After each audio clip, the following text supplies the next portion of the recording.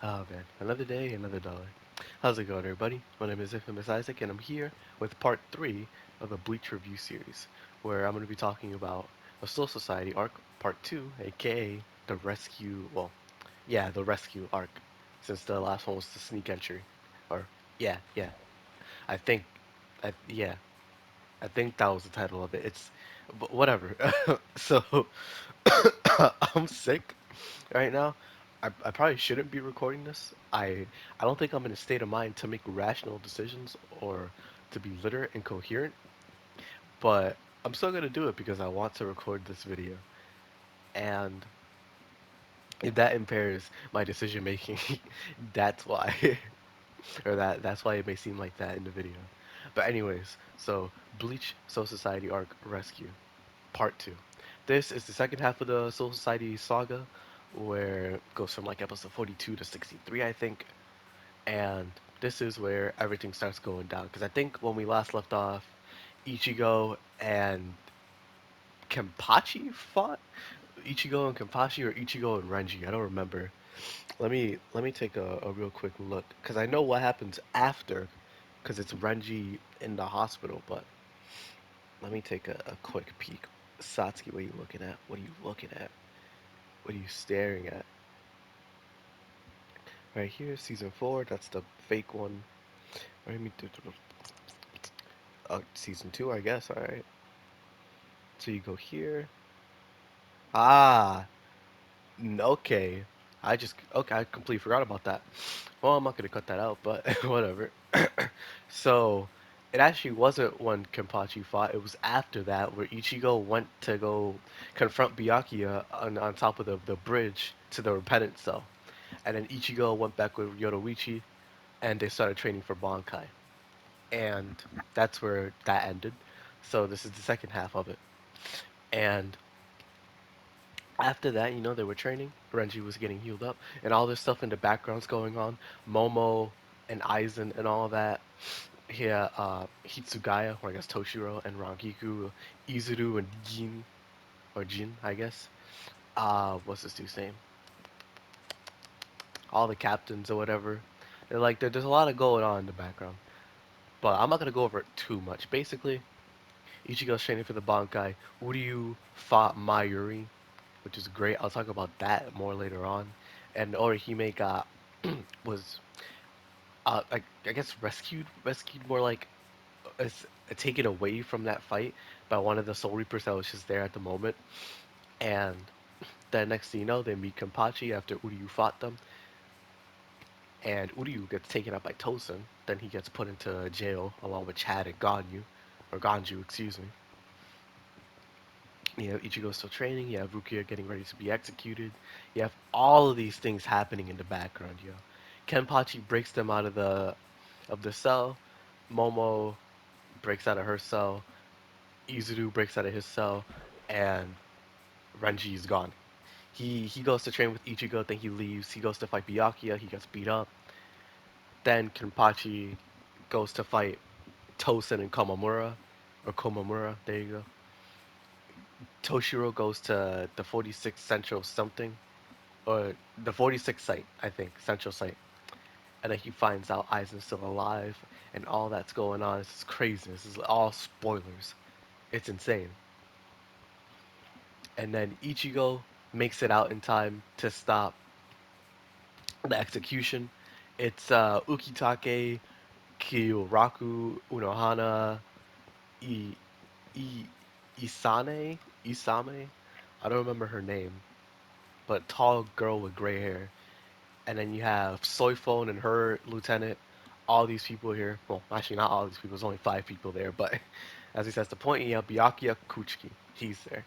Ichigo shows up, stops the Sokyoku. Ukitake and Kyoraku help as well. And then those two captains go to fight Yamamoto, who was the first captain. And while that's going on, Ichigo goes to fight Byakuya, and Yoruichi goes to fight Soifon. And now this is where all the fights are happening, right? So, Yoruichi wins. Really cool fight. I'll talk about that later. What's his name? Ukitake and Kyoraku, or I guess Shunsui, fight Yamamoto, but we don't really get to see it, which is a tragedy. But I'll talk about that later as well. And Ichigo versus Byakuya, I'll talk about that later as well. But after those fights, Aizen leaves the 46 site after severely injuring. Oh my goodness. Excuse me. Oh man, I'm so sorry. But he leaves after injuring Toshiro, and he injures Momo severely. Him, Gin, and Tozen pull up on the Sokyoku site, and they see Renji, Rukia, and Ichigo all there. And Aizen goes, beats up Renji, gets Rukia, takes out a ball inside of her. The Kyo, I don't remember the name of it, but it's important. It's really important. He takes out the ball from in her chest, and we find out that the person that put it in there was Urahara Kisuke, and we find out that he was using Rukia to hold the hold that ball in place for him, so that nobody could get it, so that Aizen wouldn't be able to get it. And he put it in there in the Gigai, and they weren't able to track her because it didn't let off any spiritual pressure. It's a specially made Gigai, and it just basically turned her human. It wasn't any Gigai that anybody else would use.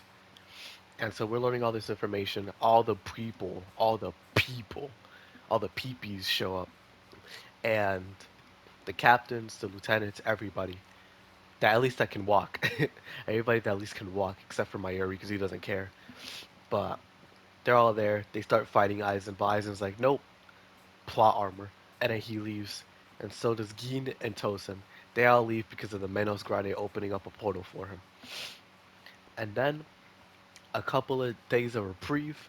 Ichigo is in is getting healed up. He gets ready to try to find Rukia, and while he goes to fight Ikaku because he just wanted to fight him, Kenpachi shows up out of nowhere. He's like, Ichigo, you healed? Good, let's fight. And then they start running for 4 hours, and then Orihime tries to find Rukia, and next thing you know, they Orihime and Ichigo find each other, and they go to find them. They go to Kukaku, the girl that shot them out the cannon from the last episode I made, and they have dinner there. It was a nice scene. It was a really nice scene. Then, oh, and Rukia was there with Kukaku because she wanted to apologize for Kaien, because they didn't know the truth, or at least she thought they didn't know the truth, but Ukitake was the one that told them. So Kukaku was like, as long as you apologized or uttered a single word of apology, I would have forgiven you. So I forgive you. And then I have a funny moment where Rukia just keeps apologizing. But then next day comes, and they're all there to say goodbye to Ichigo because he's actually, or they're saviors of the Soul Society. They help save the Soul Society, or at least like stop its destruction from Aizen. So they're Ichigo's a substitute Soul Reaper now, and he's viewed as a hero. And a lot of people like him. Izuru and Rangiku talk, and Izuru apologizes. She forgives him, and they get drunk off of sake. And then everybody's there. They say goodbye to him. Rukia isn't gonna come back to the real world, so it's just the same people that came in leaving the same way that they came out. Oh, excuse me, that's reverse. The same people leaving are going through the same way they came in. There you go. And uh, Kisuke goes to pick them up. He starts talking with Ichigo, how Ichigo just wished that he told him the truth, and you know, that's where they leave off. They all get off. Uh, Ichigo accepts the apology, but he just tells Kisuke to apologize to Rukia, and they all go back home. Ichigo having his substitute Soul Reaper powers back, having a Bankai, having everything, having Zangetsu fully unleashed, ready to box whoever comes to fight him. And then the filler starts with the bout arc. Terrible arc. Terrible, terrible, terrible. I did not like it whatsoever. But my opinion may change, so I'm not going to change it because I'm not going to watch it. But anyways, so the Soul Society arc, right? Let me talk about the fights first. The second half had so many crazy fights, it's insane. While the first half had great fights like Ichigo versus Ikaku, versus Renji, versus Kenpachi, versus or Chad versus Kyoraku. Like those fights were sick. They were awesome. But the second half was so good with the fights. It was amazing. First of all, you have a great way to start off the arc or the second half with Odyu versus Mayuri. Great fight. Great fight. I love that fight. It was awesome. I thought it was a daytime from what I tried to remember, but nah, it was nighttime apparently, which is cool. It was honestly really cool. But that fight is great. You have what's this dude's name? Renji versus Byakuya, just showing how strong he actually is. You have um dang, what is this dude's name? Oh my gosh. Kenpachi versus Komomura and Tozen. That was a pretty cool fight. It was short, but it was there. You have Ichigo versus Zangetsu with the training arc. That was pretty cool. Seeing how how his own sword uses him and how he needs to learn how to use it. And like it's not just swinging a sword and having a lot of power behind it. It's the technique. Ichigo just needed the technique. He needed the Bankai. And what's it called? You have uh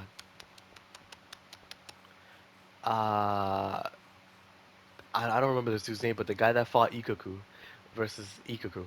It was great. That fight was hilarious. I love that fight so much. It's great. You have Soifon versus Yoruichi, which is the second best fight in the entire arc. The only one being able to rival it being the next one I'm going to mention, which is Ichigo versus Byakuya. Best fight in the entire arc, no doubt. Indisputable fact. This fight is the best one. Oh my gosh, that fight was awesome. The way Ichigo pulls up in his Soul Reaper clothes, all bandaged up, everything, and then he uses his Bankai. He uses his Bankai. He looks so cool, bro. Like I'll always love Ichigo's Bankai because it just makes him look so dope. Like the fact that I never realized that, or never realized this, but the fact that his Bankai makes him look like Zangetsu, it's so cool. It's so cool. It curries so much favor for me in this fight, but not just the Bankai alone. Oh man, that would have been bad if I just unplugged my mic. Holy. But not just the Bankai alone. The fight against Byakuya in general was just great because Byakuya had so many cool moves with Scatter, Senbon Sakura, and Getsuga Tensha! Like, come on, bro. I'm losing my voice just talking about it. It's awesome. But, yeah, that fight was sick, and then I remember what happens in this fight because it's a thumbnail for the video. It was Ichigo going hollow. It's just not going to be the last time we see this, and I love it. Ichigo going hollow and hearing the like because Johnny Yambachi is such a good voice actor. Hearing how distorted and messed up Hollow Ichigo sounds because it's a different person. It's so cool. Like it's so cool. I love it. But then also it's always the fact with Ichigo that he values honor and pride along with his friends more than winning. He wants to win, but at the same time he won't win in a cheesy way. Like with Byakuya where he used his hollow form by accident. He took off the mask immediately, and it was so cool because like uh the Hollow Ichigo was like, oh, don't worry, you'll be gone soon. I'll just make you. And then Ichigo in the background was like, disappear. And then he grabs his mask and then he just starts ripping it off his face, bro. Like, come on, that's so cool. And then he comes back to normal and he's just like, yo, sorry about that. That was a wanted intrusion. And then they just start fighting again. It's so cool. Like you can look at it as the way of Tite Kubo just evening up the playing field in a kind of unfair plot armor way, because in all intents and purposes, Byakuya should have won that fight, but Ichigo got what's it called a plot device, and he got his hollow, which like it's not like it came out of nowhere in the sense of like this is just never mentioned before, because his hollow mess has been mentioned way before this, like a lot actually, with him fighting Renji and his mask protecting him, or him when he tried to get his Soul Reaper powers back when he was training with Urahara, or with Yoruichi when they were talking about the mask and he shows it to her. It's like it's been there, but it's just the way that it's been applied. So I guess you can look at it two ways. For me, I look at it in the same way that like it's always been here and it's always been protecting Ichigo, So it makes sense why Hollow Ichigo would just come out of nowhere and help him because he doesn't want him to die. It was planned. But on the other hand, some people can look at it like the same way Sasuke used his snake to survive uh, Datara's attack. It's plot armor. So it's up to you to look at it the way you want to. For me, I'm gonna look at it in the way that it's been foreshadowed, so I don't really care. I don't think it's a plot dev. Oh, it is a plot device, but it's not. It's not a bad one. I think it's all right. But yeah, Ichigo versus Byakuya, best fight, no holds bar, hands down, the best fight in the entire arc. It was so good, so good. I just love the respect that they gained for each other. Like Ichigo just being so headstrong, but also being earnest and honest. Like he's naive. He doesn't understand. Like sometimes things just happen, and there's reason why people do things. But at the same time, it's not like Ichigo's wrong for what he's doing. Obviously, he's going about it in a crazy way, but at the same time, he doesn't want his friend to die. So I can understand why he's doing it. And Byakuya too, his reasons for everything. He he was letting indifference control his actions because of his vows that he made. He's sticking himself to the honorable code, but at the same time, it's not like it go him being indifferent goes against his code as well. And not the same code that Ichigo has, but the code that he made in like with his vows. With should I spoil that? I won't. I won't. With his wife that he made with his wife and his parents. So it's just like it's an interesting battle mentally, ideology or with ideologies as well, and with like techniques. Cause it's super cool. It's super cool. Seeing Ichigo win, but not in like the more like their opponents concede than it is Ichigo actually winning. Because it's the same way with Kenpachi. Kenpachi lost because he said I lost, not because Ichigo won. Ichigo could have lost for sure if Kenpachi kept fighting. So it's still a win. It's still a win, but it's not a crushing defeat for the opponent. They were severely injured, though. I won't lie. Ichigo does do work. I'm not trying to devalue it. It's just that's what I've been noticing. And it's the same thing with Byakuya as well. He conce- he conceded defeat, or he conceded. I think that's what the word is. And he left. He just shumpoed away. But they could have kept fighting. Or oh no, actually no. He couldn't because he lost his sword. It was destroyed. What am I talking about? Ichigo won wholeheartedly. He could have still fought, or he couldn't fight anymore, unless if he used like his Kido or whatever. But Kido or Hado or like either one. But that it didn't happen, so he still won. But anyways, that aside, there's still other fights. There's Kyoraku and Ukitake versus Yamamoto, which is two captains versus one captain. The head captain versus two solid fire OG captains. And it's like, I wish we could have seen more. I wish we could have actually seen a fight. But the two captains didn't want to fight. The only reason there was a fight in the first place is because Yamamoto saw them what they did with the Sokyoku as an act of betrayal. And if anything, if they didn't do that, Aizen would have won, wholeheartedly won. But they didn't know that. They just did it to stop from Rukia from dying. So on one hand, it's like, okay, they interrupted the ceremony. They broke a lot of Soul Reaper laws. But on the other hand, they saved the Soul Society along with Ichigo. Like if they weren't there, the Soul Society would be gone by now, done and dusted, wasted, wraps. So I'm full heartedly on their side. And then seeing when Aizen shows up and everybody here is like, oh, he's a traitor, he defected. Um, the fight stops immediately because they were just staring at each other. And Kyoraku puts it best. Well, oh man, this seems like a pretty pointless fight now, doesn't it? And they all go over to the Sokyoku. So like, hypothetically, if they had a fight, it would have been the coolest fight in the entire arc. Probably would have been even better than Ichigo versus Byakuya, but they didn't. And it's a missed opportunity, but I understand why they did it. It sucks, but I like the idea of the fight. If it happened, I would have loved it.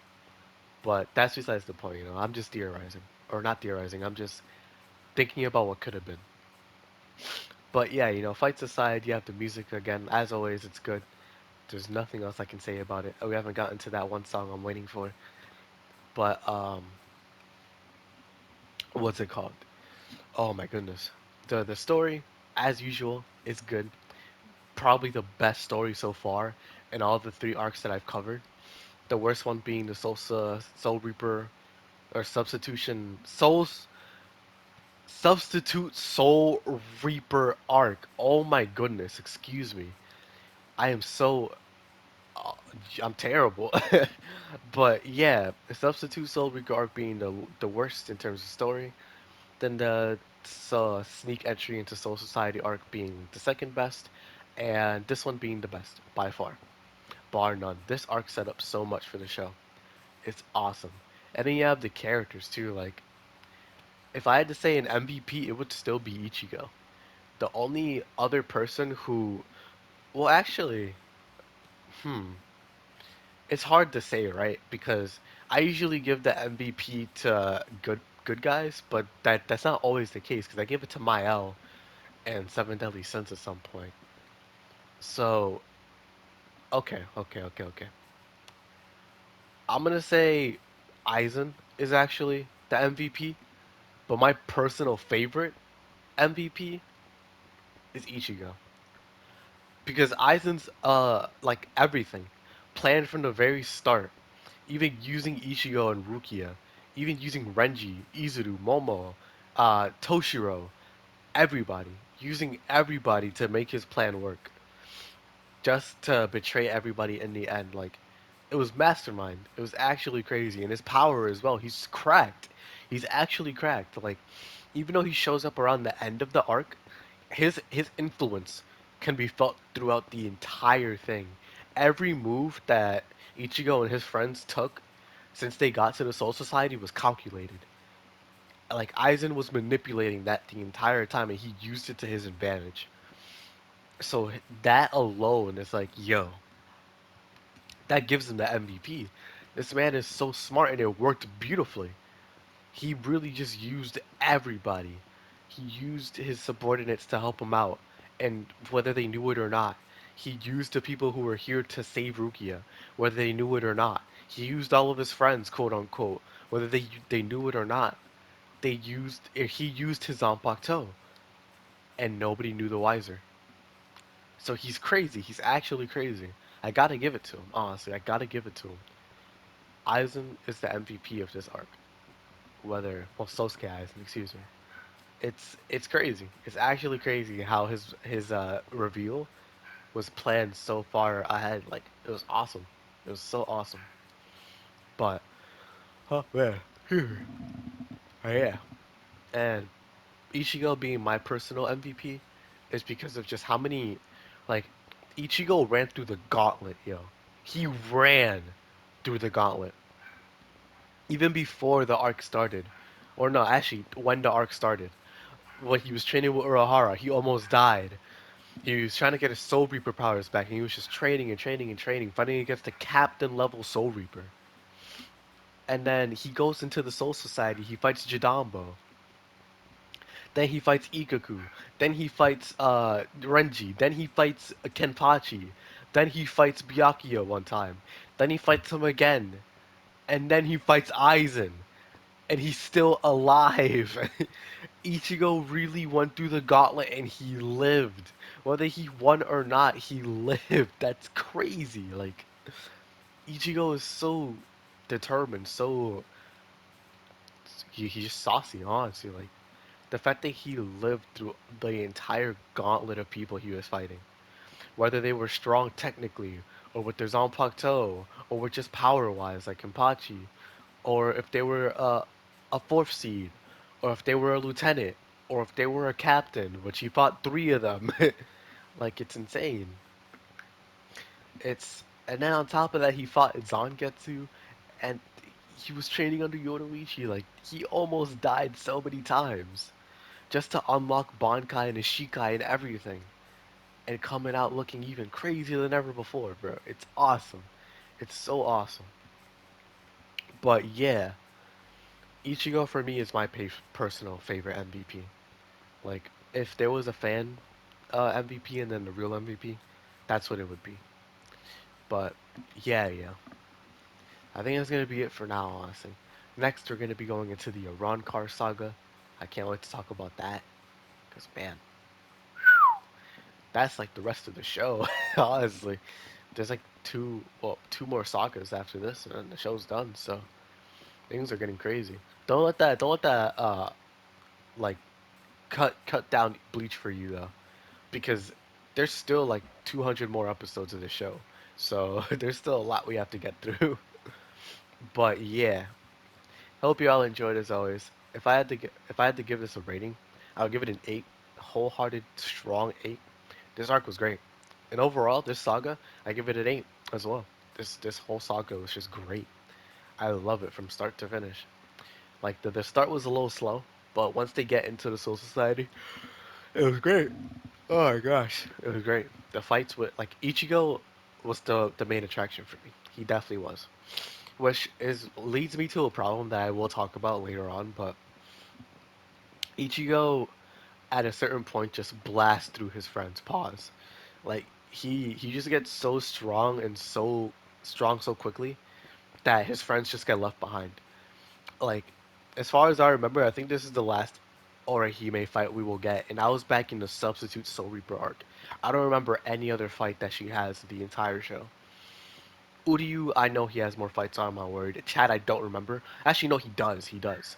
But like they don't. I don't remember them being important much at all. And if they are, I'll retract my statement, of course. But I just like Ichigo built such a lead between himself and his friends that like he's wholeheartedly the leader, no doubt. Even though he was before, in terms of strength, he is by far the strongest. The fact that he's taking on captains,